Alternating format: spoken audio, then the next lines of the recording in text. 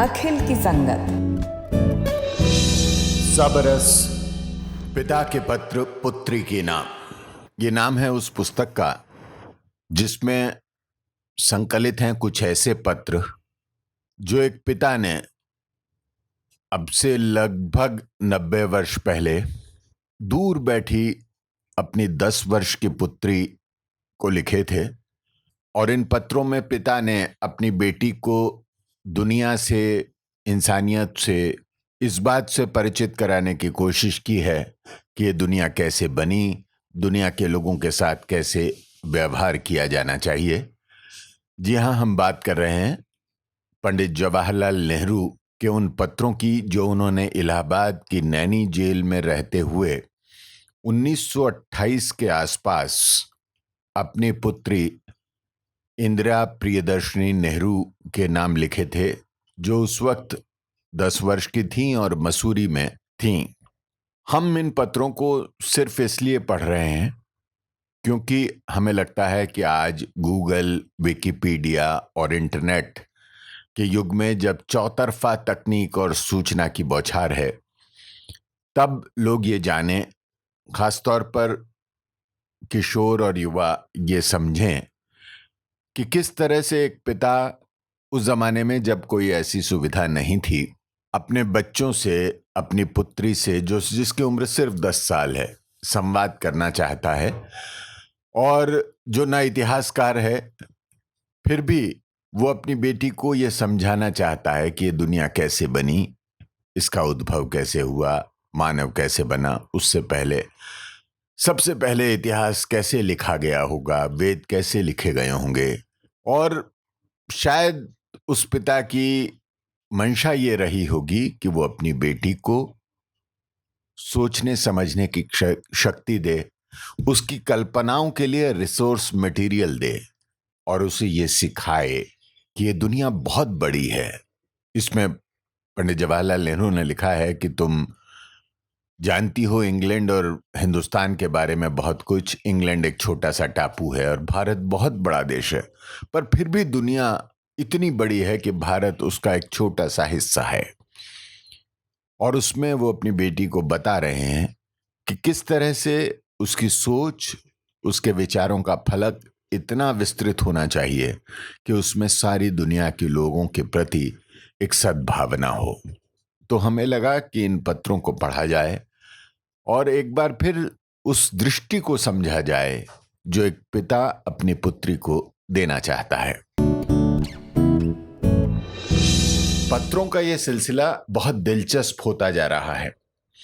पहले 14 पत्रों में पिता जवाहरलाल नेहरू अपनी बेटी इंदु को जमीन की उत्पत्ति से लेकर जानदार चीजों, पेड़ पौधों, जीवों, समुद्री जीवों, जानवरों, चौपायों और फिर मानव की उत्पत्ति तक का हाल बहुत दिलचस्प ढंग से बताते रहे। मानव की उत्पत्ति के बाद उसका विकास कैसे हुआ, उसने कैसे हथियार बनाने सीखे, शिकार करना सीखा, आग जलाना सीखा, उसने कैसे खेती करना सीखा, उसने कैसे खेती के औजार बनाने सीखे और फिर किस तरह से उसने समूह में, समुदाय में, समाज में जीना सीखा। ये सारी चीजें बताई और इसी सिलसिले में फिरकों की, कौमों की, कैसे उनका गठन हुआ, ये सारी जानकारी छोटे छोटे पत्रों के माध्यम से पिता अपनी पुत्री को बताते रहे। सिलसिला आगे बढ़ा, सभ्यता कैसे विकसित हुई इसकी जानकारी मिली और फिर बात आई मजहब की। और उसमें बहुत दिलचस्प ढंग से बताया गया कि शुरू से ही मानव की एक प्रवृत्ति थी कि उस पर जब भी कोई आपदा आई तो उसने किसी एक तीसरी शक्ति का, जिसे वो देवता मानता रहा, कहीं बादलों में छिपा बैठा देवता मानता रहा, उसको उसके लिए जिम्मेदार माना और फिर उसको खुश करने के लिए भेंट चढ़ाई, बलि देने की प्रथा शुरू हुई और उसमें कुछ कुप्रथाएं भी हुई कि अपने बच्चों तक की बलि दी। इस तरह से बात चलते चलते उस मोड़ पर आ गई जहां ये बताना जरूरी हो गया कि सारे समुदाय में, सारे कबीले में, समाज में, गुटों में मुखिया, सरदार या सरगना की जरूरत क्यों पड़ी, और किस तरह से जो सबसे बुजुर्ग था उसे तजुर्बेकार मान लिया गया और फिर वो सरदार या सरगना या मुखिया हो गया, और फिर कैसे ये प्रवृत्ति पनपी कि जो सारी संपत्ति, जो कुछ भी खाना उगाना, जो अनाज उगाना, जो कुछ भी समाज में था वो समाज की संपत्ति थी, और कैसे वो व्यक्तिगत संपत्ति, एक खानदान की संपत्ति बनने लगी। किस तरह से वंशवाद की प्रवृत्ति ने अपनी जड़ें जमाई। मैं, मेरा पुत्र, मेरा भाई, मेरा सगा कोई रिश्तेदार, वही मेरे बाद सरदार बने, वही सारा इंतजाम संभाले, उसी के कहने पर कबीला या समाज या समुदाय चले। 15वें और 16वें पत्र में ये सारी जानकारी बहुत दिलचस्प ढंग से दी गई है, और बेटी को ये बताने की कोशिश जवाहरलाल जी ने की कि किस तरह से मानव के भीतर लालच पनपा। क्योंकि एक बार बेटी ने पिता से पूछा था कि ये बादशाह क्या होते हैं और बादशाह कैसे बन जाते हैं। उसी को व्याख्या करते करते 17वें पत्र में खास तौर पर यह बताया गया है कि राजा किस तरह से निरंकुश और अहंकारी हो जाए और प्रजा की सहन शक्ति जवाब दे जाए तो राजा को गद्दी छोड़नी ही पड़ती है। और शायद उसी में कहीं प्रजातंत्र, लोकतंत्र या गणतंत्र का बीज पनपता है। और अब 18वें पत्र से जो पाषाण और उत्तर पाषाण युग से बाद का मानव था, उसके रहन सहन, उसकी दिनचर्या, उसकी जिंदगी का हाल शुरू होता है। 18वें पत्र का शीर्षक है शुरू का रहन सहन। पहले इस पर लेखक पत्रकार राजेंद्र भट्ट की राय। 18वें पत्र में सभ्यताओं की शुरुआत के बारे में बताया गया। हम प्रारंभिक सभ्यताओं के बारे में कैसे जानते हैं? हजारों साल पुरानी विशाल इमारतों, पूजा स्थलों, महलों के खंडहरों से उस जमाने के लोगों के जीवन के बारे में अंदाज लगाया जा सकता है। इन इमारतों में उकेरी गई प्रतिमाओं और दूसरी नक्काशियों से भी लोगों के जीवन और पोशाकों के बारे में पता चलता है। सबसे पहले इंसानी सभ्यता कहाँ पनपी, ये ठीक नहीं कहा जा सकता। उस लोगों का मानना था कि अटलांटिक महासागर में किसी अटलांटिक देश की सभ्यता बड़ी आधुनिक थी, पर तर्क और विवेक से किसी निष्कर्ष तक पहुंचने के अपने स्वभाव के चलते नेहरू इस प्रमाण रहित बात को खारिज कर देते। लोग कहते हैं कोलंबस ने अमेरिका को खोजा। नेहरू बात को सही तरीके से रखते हैं कि अमेरिका तो पहले से था। कोलंबस ने तो यूरोप के लोगों को उसकी जानकारी दी।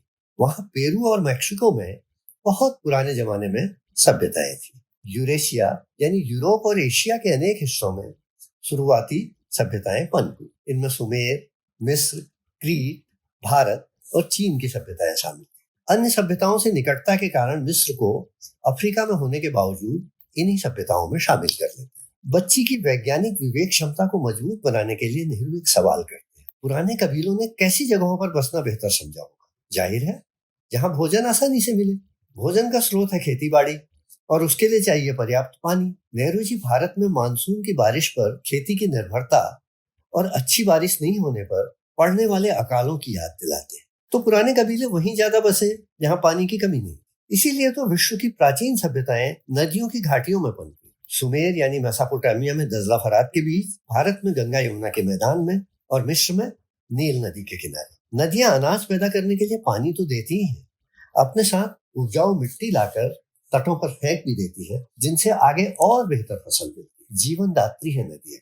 इसीलिए तो भारत में गंगा माई कही जाती है और मिस्र में नील पिता है। लेकिन नेहरू जी का कहना है कि नदियों को मात्र दूसरों की नकल में बिना सोचे समझे पवित्र नहीं मानना चाहिए, बल्कि ये समझना चाहिए कि उन्हें इसलिए पवित्र माना गया है क्योंकि वे भोजन और जल का आधार है। यही है कारण समझकर निष्कर्ष तक पहुंचने की वैज्ञानिक दृष्टि, जो जानकारी के साथ साथ पिता अपनी पुत्री को दे रहे। शुरू का रहन सहन। सरदार, मुखिया और राजों की चर्चा हम बहुत कर चुके हैं। अब उस जमाने के रहन सहन और आदमियों का कुछ हाल बताएंगे। हमें उस पुराने जमाने के आदमियों का बहुत ज्यादा हाल तो मालूम नहीं है, फिर भी पुराने पत्थर के युग और नए पत्थर के युग के आदमियों से कुछ ज्यादा ही हाल मालूम है। आज भी बड़ी बड़ी इमारतों के खंडहर मौजूद हैं जिन्हें बने हजारों साल हो गए। उन पुरानी इमारतों, मंदिरों और महलों को देखकर हम कुछ अंदाजा कर सकते हैं कि वे पुराने आदमी कैसे थे और उन्होंने क्या क्या काम किए। उन पुरानी इमारतों की संग तराशी और नक्काशी यानी पत्थर की कारीगरी से खासकर बड़ी मदद मिलती है। इन पत्थर के कामों से हमें कभी कभी इसका पता चल जाता है कि वे लोग कैसे कपड़े पहनते थे, और भी बहुत सी बातें मालूम हो जाती हैं। हम ये तो ठीक ठीक नहीं कह सकते कि पहले पहल आदमी कहाँ आबाद हुए और रहने सहने के कैसे तरीके निकाले। कुछ लोगों का ख्याल है कि जहां अटलांटिक सागर है वहां अटलांटिक नाम का एक बड़ा मुल्क था। कहते हैं कि इस मुल्क में रहने वालों का रहन सहन बहुत ऊंचे दर्जे का था, लेकिन किसी वजह से सारा मुल्क अटलांटिक सागर में समा गया और अब उसका कोई हिस्सा बाकी नहीं है।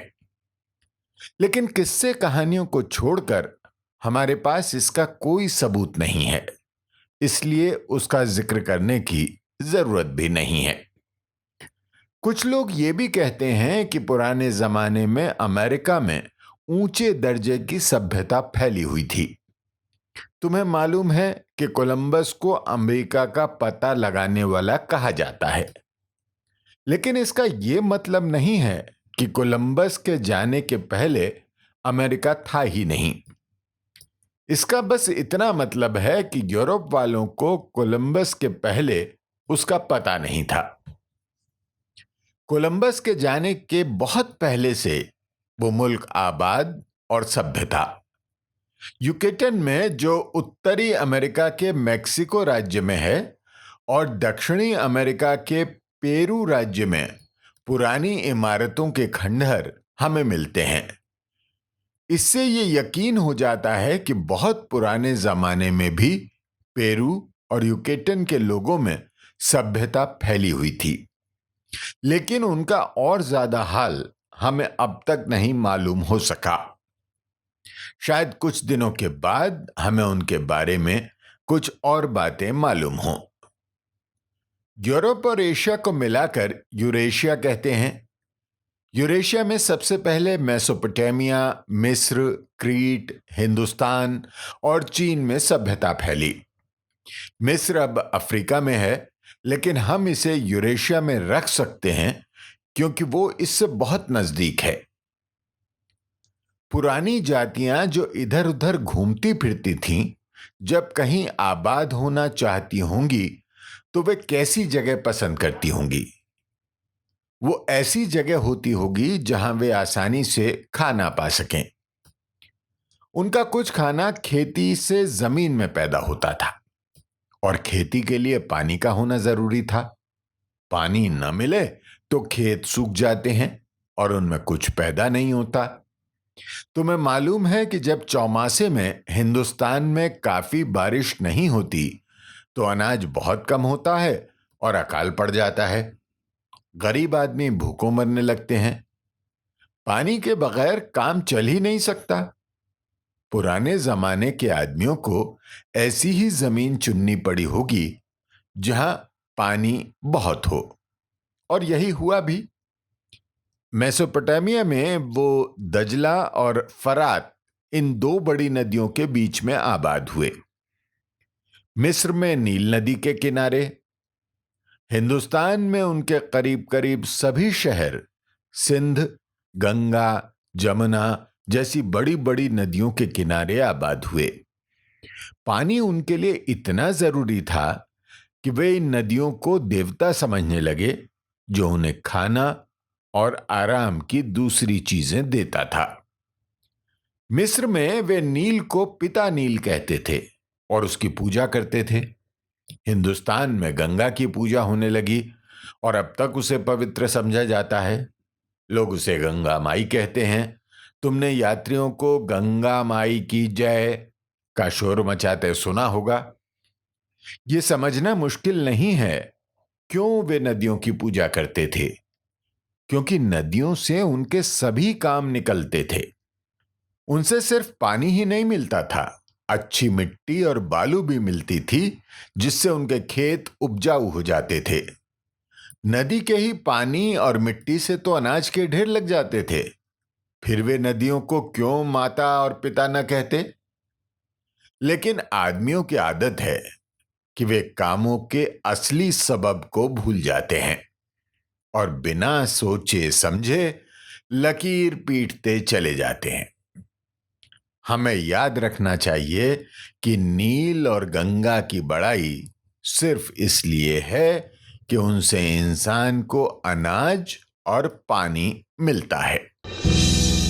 अब इन पत्रों के सिलसिले में हम उस पड़ाव पर आ पहुंचे हैं जहां से मानव के शहरों की बसावट, उसके जीवन में पानी के महत्व, नदियों के किनारे आबादी का बसना और किस तरह से नदियों से मिलने वाले लाभ को देखते हुए मानव ने उन्हें देवी देवता का दर्जा दिया।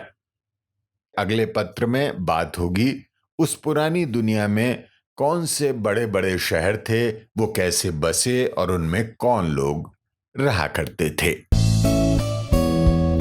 तो ये सिलसिला आगे जारी रहेगा। सुनते रहिए पिता के पत्र पुत्री के नाम। सब रस में नमस्कार। अखिल की संगत YouTube चैनल पर आप और भी बहुत कुछ सुन सकते हैं।